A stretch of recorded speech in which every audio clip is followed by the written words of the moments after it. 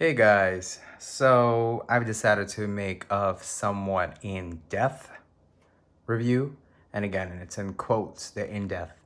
It's mostly my own opinion and my experience that I've had with this device. This is Dell XPS 139300, Dell's product for the year of 2020.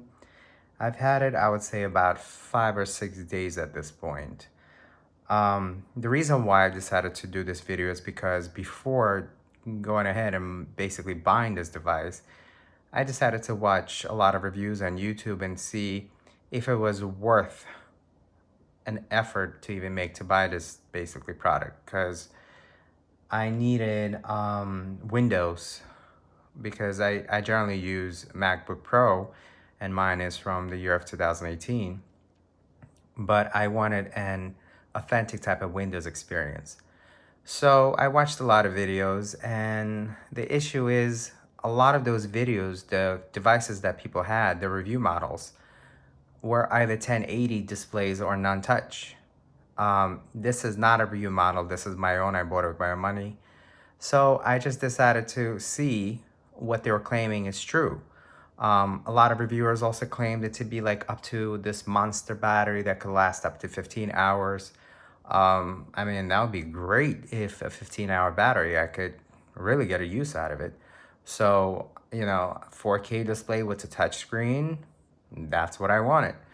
I decided to go ahead and get Windows 10 Pro with 512 gigabytes of,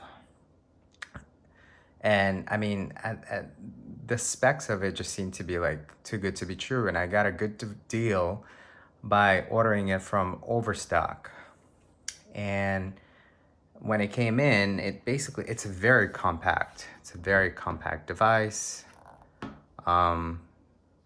It's light.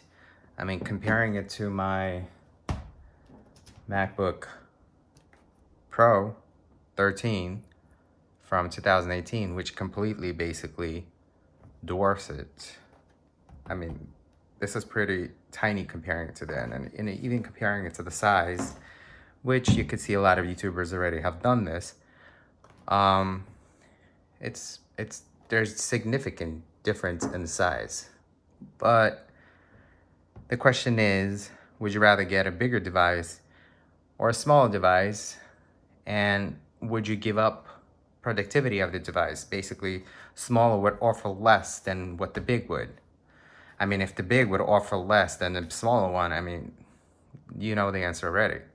So I want to do this whole thing one finger open, that a lot of YouTubers claim it, that you could actually open it with just one finger. So, and at the same time, let me get rid of this MacBook Pro. I mean, out of curiosity, for those that want to see the difference in size of what the 16 inch MacBook Pro is, and some might be finding it is pretty funny. Anyway, so let's do this whole one finger opening part. Let me start the timer. All right, ready? Let me grab it.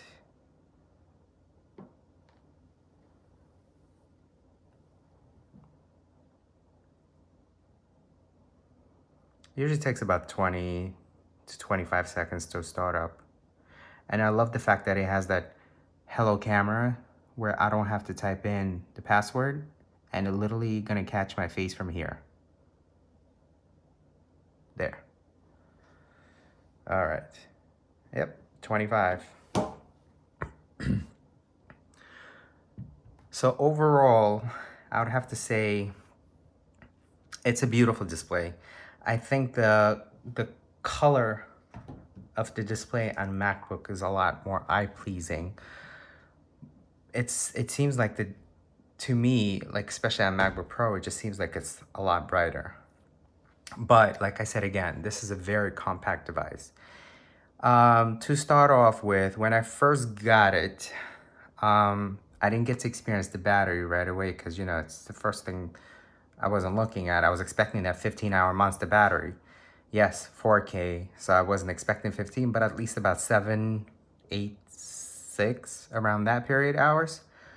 But what I started having is I started having anything I would start basically playing on YouTube or using the screen would flicker. And that was pretty annoying, to be honest with you. It was just flicker. So I started doing this whole research online. People would say, oh, disable the Bluetooth. Sometimes having the Bluetooth on, it constantly searches in the back for the devices and that causes the display to flicker. So I had to go basically in the background and disable that. But now it's enabled now because I was able to get things going. The reason why being is for the first, I would say 3 days, all I've been doing is, let me get to my downloads, is downloading all those, I don't know if you could see, all those different firmwares from Dell, from Intel, from everywhere possibly, like the killer card that, like this device comes with this killer card, Wi-Fi 6, but it wasn't working well because I was getting Wi-Fi speeds of around, I mean, at home I have gigabit service from Fios, so I have insane internet speeds. Actually, let me show you my speeds are. This device does have a lot of glitching. It's not smooth, I would say, comparing to what Mac OS is. It's very polished, I would say, Mac. This is just the Windows produces the Windows device, and then you have Dell who uses it to put on their products. So overall, my speeds are pretty good at home, my internet speeds.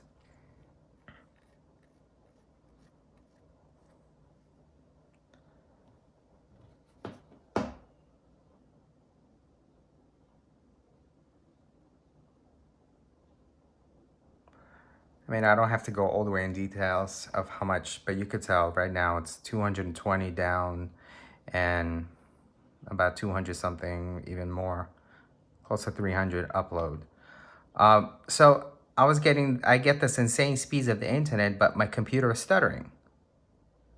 So I have to basically spend the first 3-4 days not enjoying this laptop, but actually having to go through all this fixing. And then every single day I would get a pop-up from Dell updates where it would constantly tell me, oh, you have to update this, you have to update that. And then every time you update and it still has issues. Then go into the battery. So right now it's at 19% and that's about 50 minutes.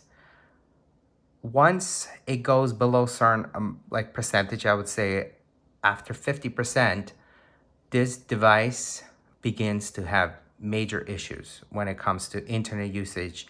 Like if you're one of those that like to watch movies on Netflix, Hulu, even YouTube, like if you like to watch those movies, it has issues. It starts having major stutter. It would like pause, reload, and it has nothing to do with the internet. It has to do with the battery, because as soon as you start plugging in the battery, it works fine.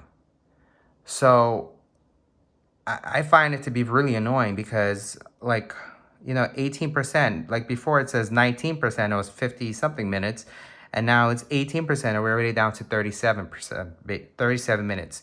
The battery on this laptop is crap. I would have to say, I don't think I've hit 2 hours of full charge use. And I'm talking about light use.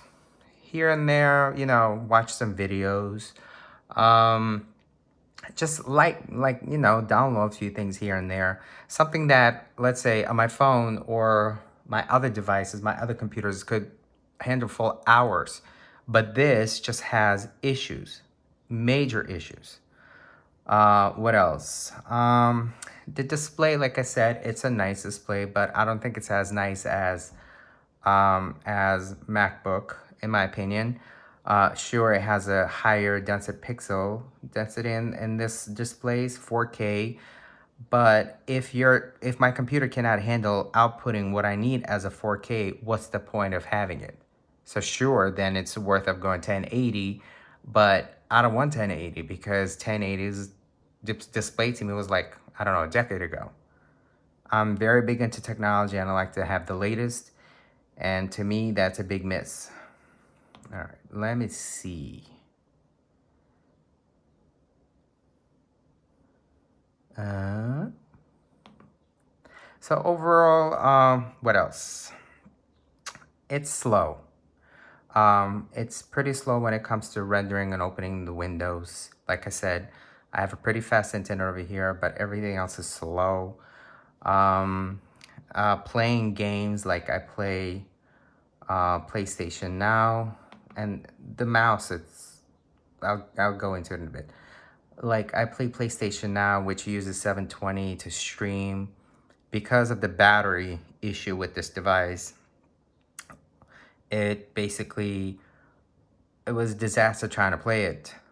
Look, we're down to 17% of the battery and it's 25.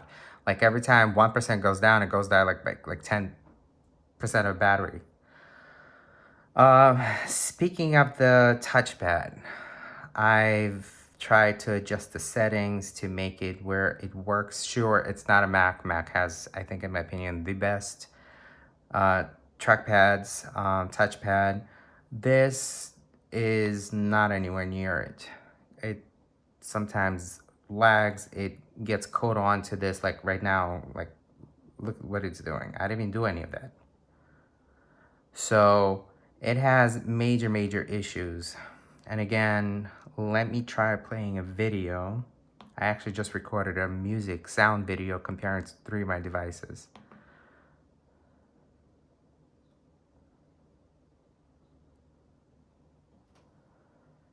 Everything's so slow.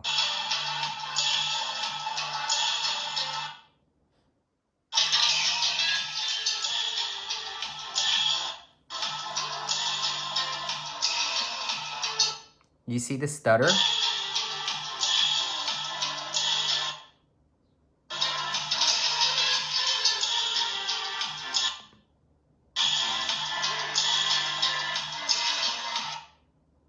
It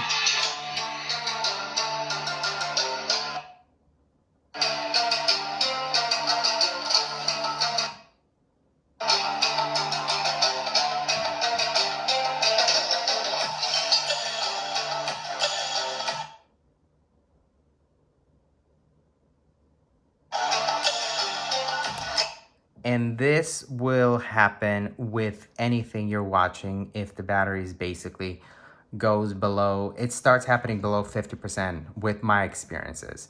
And like I said, I've dealt with updating to the latest firmware, softwares, trying to have it run to the latest, and a lot of people claim, oh, this will fix that, that will fix this. I've tried it all, and it's annoying because then you're forced to have a charger with you all the time. And like I said, the battery lasts about at most 2 hours. Like right now, I'm at 15%, and we're going at 26 minutes, even though I just said 22 before. So going back to it, like, I would say if you want to spend about almost $2,000 on a laptop just to do your work documents or do very light browsing, that's fine. But if you want to do anything more intense, I don't think this device could handle it. Like I tried watching Pluto TV on it, it starts stuttering. Like you're literally forced to have a charger with you all the time. Emails, they come in right away, which is good. The Microsoft application store, I don't have to go explaining into it. Everybody knows what it's all about. But again, like having this product that costs literally, I got it for $17.99 plus tax. So you could do your calculations. I live in New York. So it's not a cheap product. And I was expecting to get more out of it than it's actually delivering. And by the way, I'm sorry if you hear sirens. You know what we're going through in New York. We got plenty of those nowadays. Not as bad as what a month ago. You literally heard a siren, maybe like siren every like 5 minutes, if not sooner. So And the whole gimmicks that this laptop offers, like the full connectivity with your cell phone, you like literally have to agree to an application to be running constantly in the back of your phone. So it forwards to this, but it's still not the same experience like if you have an iPhone and you have like MacBook where it offers that iCloud ecosystem. I mean, Mac sells itself by what the services that it offers. Windows, I mean, the Windows phones failed for a reason. Um, so instead of having this where I basically paid almost 2 grand to have this device, and it's, I think, I mean, in my opinion, it is beautiful. It's tiny, doesn't take a lot of space. It's very convenient to have. And one of the reasons why I decided to get it, especially with this bezel-less display, but I don't think this device can really offer what it claims it can do, in my opinion. So I've decided to return it. And then, you know, when I called, they're like, oh, why do you want to return it? So I listed a lot of problems, and I think it's major problems. In my opinion, if this is what this device offers, it should be around $800-900 despite having 4K display touchscreen. It's a nice display. So if you're at home and you're stationary and you're not even going anywhere and you're okay having a battery plugged in, I mean, the charger plugged in all the time, this device will work beautifully. But the whole point of this being Ultrabook is for portability. And if you go from one place to another and it's taking you about an hour, you won't have enough juice to get back home. What else? I don't think it's good for gaming. I tried gaming besides the PlayStation Now. I tried downloading a simple game on this computer. Like I said, it's the yellow, there's a light over here that shows when it starts charging or when the battery is pretty much dying.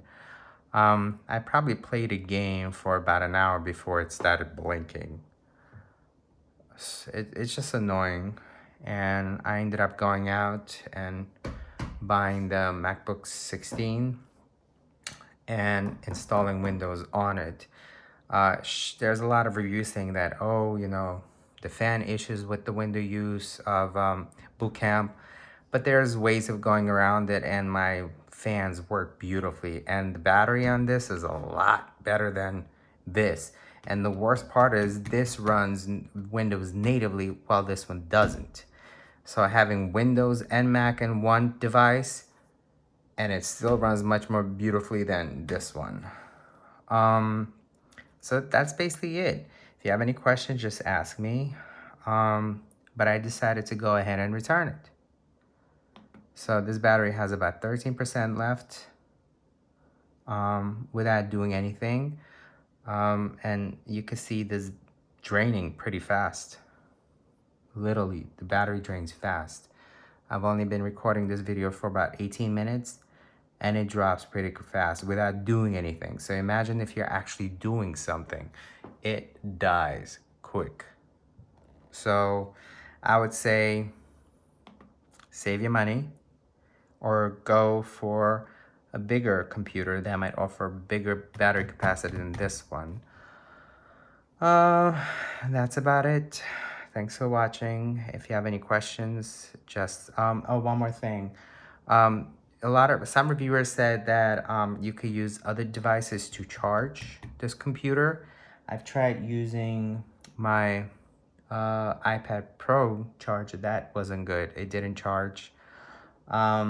It did charge with, I'll show you right now, with my MacBook charger.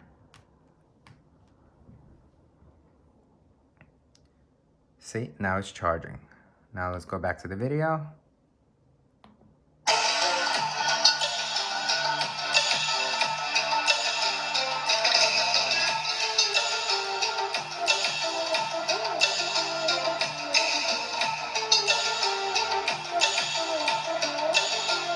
You see, no stutter. It's a disaster. There goes the stutter again.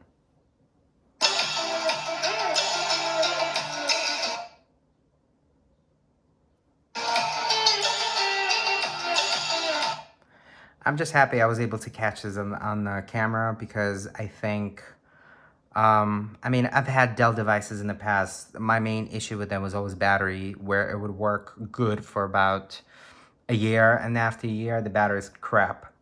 But I like technology. I'm a very big fan of new technology, and I always want to have the latest, the greatest. So I decided to go with this one, and unfortunately, I'm not keeping it, and I'm sending it back.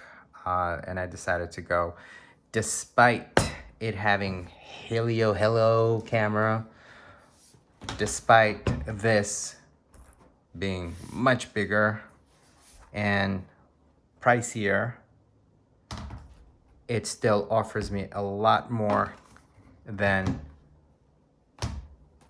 this one does. And it's honestly, it's a very light device. I'm disappointed that it's not delivering on what it's promising to do. Another thing is, this gets really hot. Like, barely any use right now, and you could feel it. It gets hot. Hot. I would say on the second day of using it, it got so hot, I thought it's gonna like explode on me. So I think that's about it. I'm gonna be returning it probably tomorrow or Monday. But if you have any questions, if you're interested in buying this computer, if you have questions, just ask. I've tried doing a lot of things on it, so if you need to know something about it, I'll let you know. Again, this is Dell XPS 13 9300, the product of 2020 by Dell. 4K display, touchscreen. That's about it. Thank you.